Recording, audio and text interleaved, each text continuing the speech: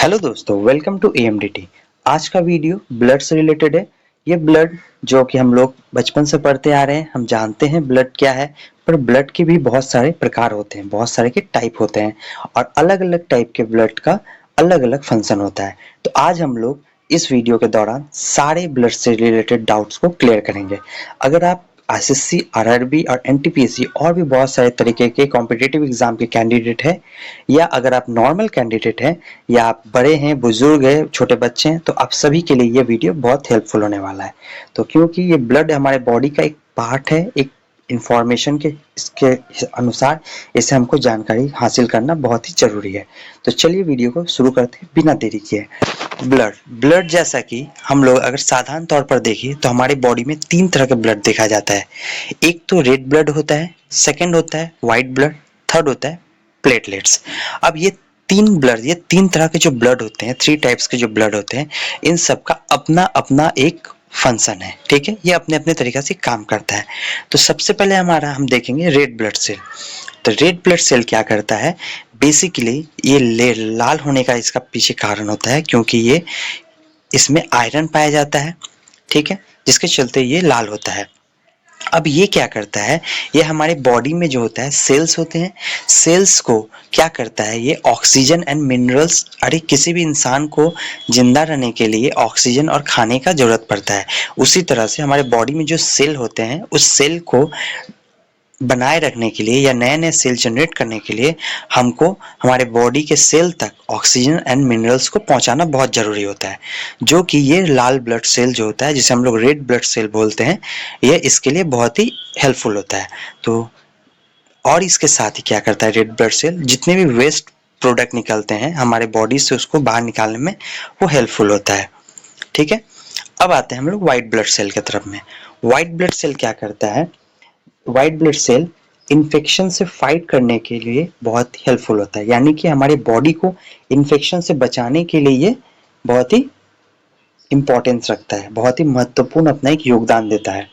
इसके साथ आता है हमारे अलग से, अगर प्लेटलेट्स को अगर देखा जाए तो ये एक तरह का ऐसा ब्लड होता है, जैसे कि अगर हमारे बचपन में हाथ कट जाता था या अभी भी कट जाता है, तो उस जगह को कंटिन्यू ब्लड का फ्लो ना हो, ब्लड को क्लोटिंग करने के लिए हमारे ब्लड प्लेटलेट्स का होना बहुत जरूरी है। हमारे बॉडी में जब ब्लड प्लेटलेट्स होते हैं, अगर वो नॉर्मल हो तो वो हमारे बॉडी के ब्लड्स को, किसी भी तरह के कट पोजीशन को वो वहां पर रोक देता है। ठीक है, ये काफ़ी हेल्पफुल होता है। इसके तरह इसी तरह से हम लोग देख सकते हैं, ये तीनों जो ब्लड होता है, ये तीनों ब्लड हमारे प्लाज्मा में पाए जाते हैं। ठीक है, जैसे यहाँ पर देखिए बोल रहा है all this cells float in a liquid called plasma, यानी कि ये सारे सेल्स जो होते हैं वो प्लाज्मा में ही होते हैं। ठीक है, अब देखिए, अब ब्लड का एक पीएच लेवल होता है। ठीक, जैसे कि नॉर्मल सभी चीज़ों का पीएच लेवल एक होता है, तो इसी तरह से ब्लड का पीएच लेवल क्या होता है, वो 7.35 से 7.45 तक होता है। ओके, अब देखिए, अब यहाँ पर हमारा क्या बोला गया है कि शरीर का तरल पदार्थ लगभग सभी बहुकोशिकीय जीवों में पाया जाता है और ऑक्सीजन और पोषक तत्वों जैसे आवश्यक पदार्थों को विभिन्न स्थानों तक पहुंचाने के लिए जिम्मेदार शरीर के अंगों को रक्त के नाम से जाना जाता है। जैसा कि मैंने आपको बताया कि जो रेड ब्लड है वो हमारे बॉडी को क्या करता है, हमारे बॉडी में सेल्स के लिए, उसके लिए भोजन को वहां तक पहुंचाता है, यानी मिनरल्स को, ऑक्सीजन को प्रोवाइड करता है और वेस्ट प्रोडक्ट को बाहर निकालता है। ओके, अब इसके साथ देखिए, प्लाज्मा रक्त द्रव्य लगभग 55% होता है। रक्त का पीएच मान, ये तो मैंने बता दिया आपको। मनुष्य के शरीर में औसतन 5 से 6 लीटर खून होता है। किसी भी ह्यूमन बींग के बॉडी में 5 to 6 लीटर ब्लड नॉर्मल माना जाता है। ठीक है, मानव समूह के खोज कार्ल लैंडस्टीन ने की थी। ये सारा डिटेल्स हिस्ट्री दिया हुआ है, इसे आप वीडियो को दौरान अंत में, अगर आपको ऐसा पीडीएफ चाहिए तो आप हमारे डिस्क्रिप्शन बॉक्स से जाकर डाउनलोड कर सकते हैं। अब देखिए, या वीडियो को पॉज करके आप वहां से स्क्रीनशॉट भी मार सकते हैं। अब चलिए हम लोग रक्त शब्दावली देखते हैं, यानी कि ब्लड टर्मिनोलॉजीज। क्या क्या ब्लड के टर्मिनोलॉजी है, जैसे कि ब्लड सेल्स, ये तीन तरह का ब्लड जो मैंने आपको बताया। ब्लड सेल्स में जो है हमारा दो तरह का ब्लड यहाँ पर डिस्कस किया गया है, जैसे कि आरबीसी एंड WBC, जिसमें रेड ब्लड सेल आता है एंड व्हाइट ब्लड सेल आता है। अब रेड ब्लड सेल्स जो होता है वो क्या होता है, वो कंसिस्ट ऑफ रेड पिगमेंट्स, यानी कि ये रेड पिगमेंट से बना होता है जो कि हीमोग्लोबिन के नाम से जाना जाता है। ठीक है, अब देखिए ये जो होता है हेल्प्स इन ऑक्सीजन ट्रांसपोर्टेशन, यहाँ पर दिया गया है ऑक्सीजन को ट्रांसपोर्ट करने में ये हेल्पफुल होता है। नेक्स्ट आते हैं हम लोग व्हाइट ब्लड सेल की तरफ में। व्हाइट ब्लड सेल क्या करता है, इंक्रीज द इम्यूनिटी सिस्टम, हमारे शरीर में जो प्रतिरोधक क्षमता होता है बाहर से आने वाले अलग अलग डिजीज से अपने बॉडी को प्रोटेक्ट करने के लिए एक सिस्टम बनता है जिसको बोलते हैं हम लोग इम्यूनिटी सिस्टम। ठीक है, तो इम्यूनिटी सिस्टम को वो डेवलप करता है और हेल्प करता है हार्मफुल जर्म्स से बॉडी को। Okay, fight with the harmful germs that inter in your body, जो हमारे बॉडी के अंदर में जर्म्स अंदर जा चुके हैं उससे हमारे बॉडी को कोई नुकसान ना हो जाए या किसी तरह के डिजीज ना हो जाए, उससे प्रोटेक्ट करता है व्हाइट ब्लड सेल। ओके, अब प्लेटलेट्स आते हैं। प्लेटलेट्स देखिए, प्लेटलेट्स में क्या है, यहाँ पर बोल रहा है blood platelets have very important function that is it helps in blood clotting. जैसा कि मैंने आपको बताया कि प्लेटलेट्स क्या करता है, किसी भी कटे वाले जगह पर ब्लड को जमने में मदद करता है। अगर ब्लड नहीं जमेगा उस जगह में तो क्या होगा, तो कंटिन्यू हमारा ब्लड का फ्लो होते रहेगा और इससे किसी भी नॉर्मल ह्यूमन बीइंग का डेथ होने का चांसेस बढ़ जाता है। इसीलिए बोला जाता है बॉडी में प्लेटलेट्स का होना बहुत ज़्यादा इंपॉर्टेंस है। अब जाते हैं हम लिम्फ, ब्लड लिम्फ। ये लिम्फ क्या होता है, ये कलरलेस फ्लूइड होता है। ठीक है, इसका कोई कलर नहीं होता, ये एक तरह का ऐसा फ्लूइड है which contain specialised lymphocytes. Lymphocytes are accountable for the immune response of the body. यानी कि आप देख सकते हैं हिंदी में अगर हम इसे देखे जाए तो लसिका एक रंगहीन तरल पदार्थ है जिसमें विशेष लिम्फोसाइट्स होते हैं। लिम्फोसाइट शरीर की प्रतिरक्षा प्रतिक्रियाओं के लिए जवाबदेही होता है। ठीक है, यानी कि बॉडी में किसी भी तरह का बीमारी ना हो जाए उससे ये बचाता है। ठीक है, शरीर को बनाए रखता है। अब आते हैं हम लोग फंक्शन ऑफ ब्लड। ब्लड के फंक्शन की तरफ आते हैं। अगर ब्लड के फंक्शन की तरफ आए तो transport oxygen to tissues and cells located in different part of body. हमारे बॉडी के अलग अलग पार्ट में जितने भी सेल्स एंड टिश्यूज है उसको ऑक्सीजन को सप्लाई करता है। साथ ही साथ न्यूट्रिएंट्स जैसे कि glucose, fatty acid, amino acid, ये सारी चीज को वो ब्लड प्रोवाइड करता है। ठीक है, हमारे किसको प्रोवाइड करता है, तो हमारे टिश्यूज एंड सेल्स को, जिसको हम लोग हिंदी में उत्तक और कोशिकाएं बोलते हैं। ठीक है, अब बोलता है रिमूव्स वेस्ट प्रोडक्ट, यानी कि जो भी वेस्ट प्रोडक्ट है जैसे कि कार्बन डाइऑक्साइड हो गया, यूरिया हो गया, ये सारी प्रोडक्ट को वो रिमूव करता है बॉडी से and help to through outside the body, जैसे कि मैंने बताया बॉडी से बाहर निकालता है and also strength the immune system of the body, और बॉडी के इम्यून सिस्टम के स्ट्रेंथ को बढ़ाता है। Regulate the body temperature. अब देखिए, अब आता है हमारे रक्त कणिकाएं जिसको हम लोग ब्लड कॉर्पस्कल या ब्लड सेल भी बोलते हैं। Blood cell, red blood cell. अब देखिए रेड ब्लड सेल में क्या होता है, रेड ब्लड सेल को हम लोग इरिथ्रोसाइट्स भी बोलते हैं। कभी कभी ये क्वेश्चन पूछा जाता है कि इरिथ्रोसाइट्स जो है किससे रिलेटेड है, रेड ब्लड सेल से, प्लेटलेट से, लिम्फ से, व्हाइट ब्लड सेल से, तो हम लोग रेड ब्लड सेल में टिक कर सकते हैं। अब इसके बाद देखिए यहाँ पर क्या बोल रहा है, रेड ब्लड सेल जो है ये एक तरह का बाइकनकेव डिस्क होता है, कितना होता है, यानी कि एक डिस्क शेप का होता है। मैं आपको दिखा देता हूँ इसका शेप। ये देखिए ये हमारा रेड ब्लड सेल है, इसका शेप जो है बाइकनकेव डिस्क की तरह लगेगा आपको। ठीक है, आइए हम लोग टॉपिक पे फिर आते हैं रिटर्न। हाँ, तो देखिए they are small biconcave disc that are responsible for carrying oxygen throughout the body. ठीक, मतलब कंटिन्यू हमारे बॉडी में ऑक्सीजन को ट्रांसपोर्ट करता है red blood cell and contain a protein called haemoglobin which gives blood its red color and binds to oxygen।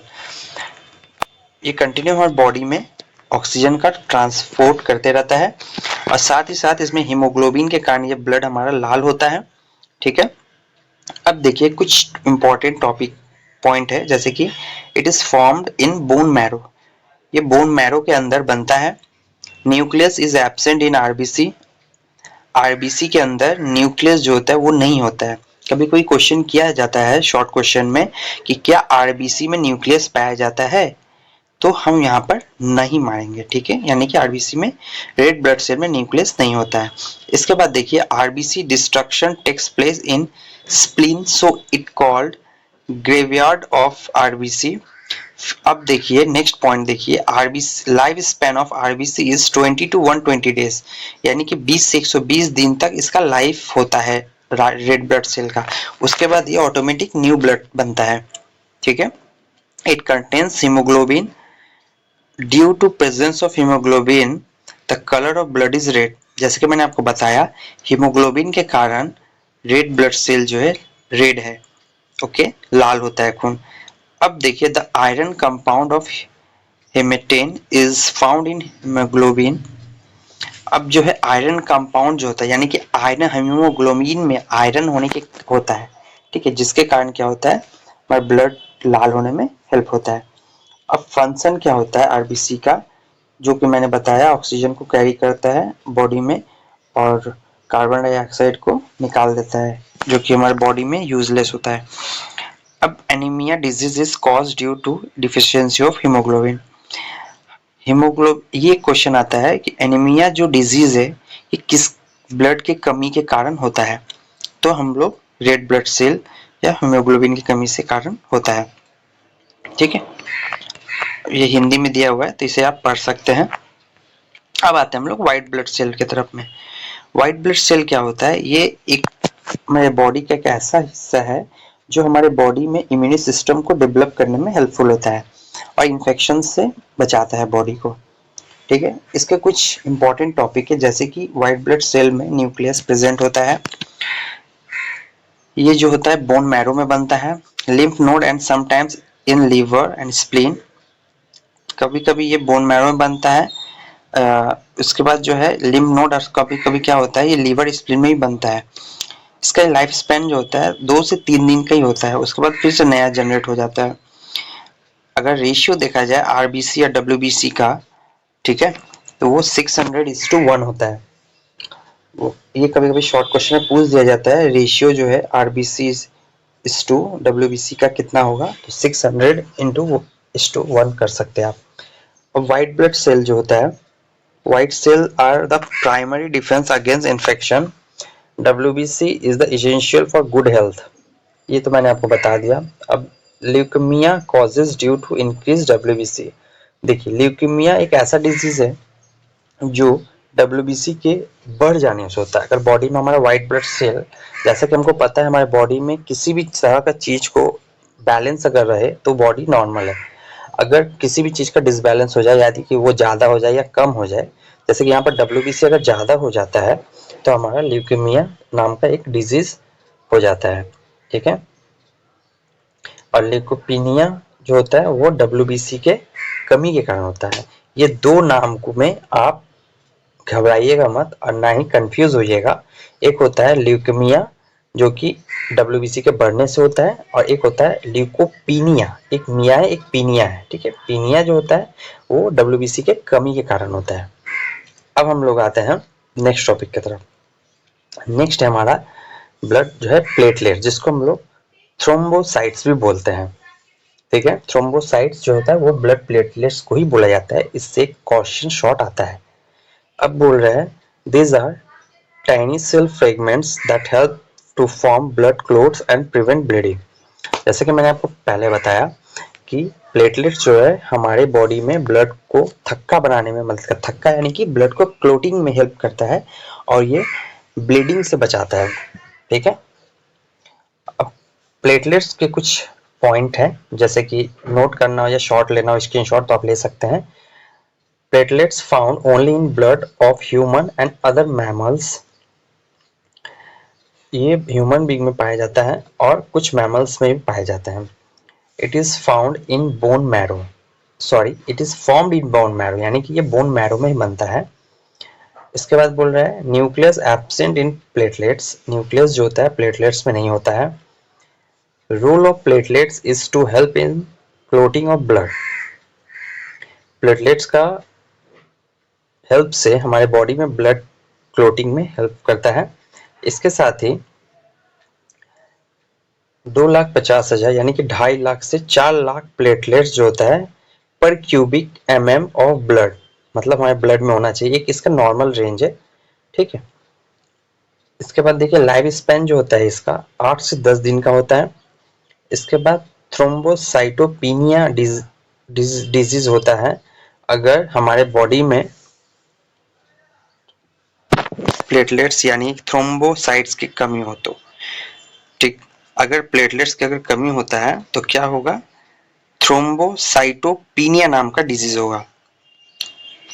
ये इस blood के नाम से ये बना हुआ है, जिसमें क्या होता है कि हमारे बॉडी में जल्दी ब्लड क्लोटिंग नहीं होगा और कंटिन्यू किसी भी जगह कट जाता है तो वहां से ब्लड का फ्लो होते रहेगा। देखिए यहाँ पे इमेज दिया हुआ है, आप देख सकते हैं प्लेटलेट्स के। अब कुछ ब्लड वेसल्स है। अब हम देखेंगे blood vessels. Blood vessels actually क्या होता है, वेसल्स माने होता है ट्यूब, एक तरह का ट्यूब या एक पाइप, ठीक है, जो हमारे बॉडी में रहता है, जो हमारे बॉडी में सारे टिश्यूज बॉडी के अलग अलग पार्ट्स तक वो कनेक्टेड रहता है, जहाँ पर वो ब्लड्स को कंटिन्यू फ्लो करवाता है। और ब्लड्स के थ्रू जो होता है अलग अलग टिश्यूज़ एंड सेल्स को वो लोग अपना ऑक्सीजन हो गया या न्यूट्रिएंट्स हो गया ये सारे प्रोवाइड करता है, और संग ही वेस्ट प्रोडक्ट जो होता है उसे बाहर निकालता है। यही चीज़ यहाँ पर देखिए दिया हुआ है कि blood vessels are a network of tube that carry blood throughout the body. They are part the circulatory system, which also includes the heart. The circulatory system is responsible for delivering oxygen and nutrient to all the cells of the body and removing waste product. There are three main types of blood vessels. हो गया। अब देखिए blood vessels जो होता है 3 तरह का होता है। ये वेसल्स जो होता है हमारे बॉडी में वो 3 तरह के होते हैं। अब वो 3 तरह के वेसल्स कौन कौन से हैं, तो आइए देखते हैं। सबसे पहला आता है आर्टरीज। आर्टरीज क्या होता है, ये एक तरह का ऐसा ट्यूब होता है, एक तरह का ऐसा वेसल होता है जो ब्लड को हार्ट से दूर ले जाता है। ठीक है, मतलब हृदय से खून ब्लड को दूर ले जाता है। और इसकी जो वॉल्स होते हैं वो मोटी होती है। मोटी क्यों होती है, मोटी इसलिए होती है क्योंकि रक्त के उच्च दबाव को झेलने का उसमें कैपेसिटी हो, जिसके चलते उसकी जो लेयर, जैसा कि हम यहाँ पर देख पढ़ सकते हैं, धमनियाँ रक्त को हृदय से दूर ले जाती है। उनकी दीवार मोटी और लचीली होती है जो उन्हें हृदय से पंप होने वाले रक्त के उच्च दबाव को झेलने में मददगार करती होती है। ठीक है, धमनियाँ पूरे शरीर के ऊतकों तक पहुँचते पहुँचते छोटी छोटी वाहिकाओं में विभाजित हो जाती है। ठीक है, arteries branch out into smaller and smaller vessels as they reach the tissues throughout the body. अब देखिए सेकंड आता है हमारा कैपिलरीज। कैपिलरीज क्या करता है, यह एक कोशिकाएं सबसे छोटी, ये कोशिकाओं में यानी कि ये ब्लड सेल्स का सबसे छोटा वेसल्स होता है, जो जिसकी वॉल जो होता है वो काफ़ी पतला होता है और ऑक्सीजन और पोषक तत्व और अपशिष्ट पदार्थों को रक्त के और ऊतकों के बीच से गुजरने देता है। ठीक है, जैसे कि मैंने कहा टिश्यूज़ तक जो होता है ब्लड हमारा ऑक्सीजन एंड न्यूट्रिएंट्स को पास करता है और साथ ही रिमूव करता है वेस्ट प्रोडक्ट को। ठीक है, थर्ड वन होता है वेंस, जिसको हम लोग नसें बोलते हैं। ये क्या होता है, veins carry blood back to the heart, यानी कि यह फिर रिटर्न लाता है ब्लड को हार्ट तक। और they are thinner walled than arteries and have valves that help to keep blood flowing in one direction. ये जो होता है ब्लड को एक ही डायरेक्शन में फ्लो करने में मददगार करता है। हो गया, देखा जा सकता है जैसे कि अगर बॉडी में अगर ब्लड वेसल्स अगर मेंटेन है यानी कि ठीक ठाक है तो हमारे बॉडी के फंक्शन भी जो ठीक ठाक होगा। अगर वेसल्स अगर डैमेज होता है तो हमारे बॉडी में डिफरेंट डिफरेंट डिजीज़ भी आ सकते हैं। जैसे कि अगर हम स्मोकिंग करते हैं या हमारे बॉडी में अगर हाई कोलेस्ट्रॉल होता है या ब्लड प्रेशर अगर बढ़ जाता है तो इससे हमारा डिजीज़ भी बढ़ता है। जैसे कि क्या क्या डिजीज़ हो सकता है, हार्ट डिजीज़ हो सकता है, स्ट्रोक आ सकता है, हार्ट अटैक आ सकता है, किडनी डिजीज़ हो सकता है। तो इसीलिए हमें अपने बॉडी के ब्लड वेसल्स को मेंटेन रखना बहुत ही इंपॉर्टेंट है। आइए अब देखते हैं हम लोग ब्लड ग्रुप। ब्लड ग्रुप में क्या है, बेसिकली ब्लड ग्रुप जो है हमें विरासत में मिलते हैं, हमें पेरेंटल साइड से। अब जो है हमारा ए जो है, ए ब्लड का अगर देखा जाए तो रेड ब्लड सेल जो होता है ए एंटीजन रखता है, जिसमें प्लाज्मा जो है बी एंटीबॉडीज़ होता है, और बी रेड ब्लड सेल में बी एंटीजन होता है और ए एंटीबॉडीज़ का प्लाज्मा होता है। उसी तरह ए बी में जो होता है ए एंड बी दोनों का एंटीजन होता है, और प्लाज्मा जो होता है कोई भी तरह का एंटीबॉडीज़ नहीं रखता है। ठीक है, ओ ग्रुप के ब्लड में कोई भी एंटीजन नहीं होता है, बट प्लाज्मा जो होता है वो ए और बी दोनों का एंटीबॉडीज़ रखता है। ठीक है, अब देखिए यहाँ पर बोल रहा है क्या, the ABO blood group system is imported in blood transfusion. When someone needs a blood transfusion, it is important to match their blood type with the blood type of the donor. If blood type are not compatible, it can lead to a serious reaction called a transfusion reaction. ये हो गया हमारा transfusion reaction.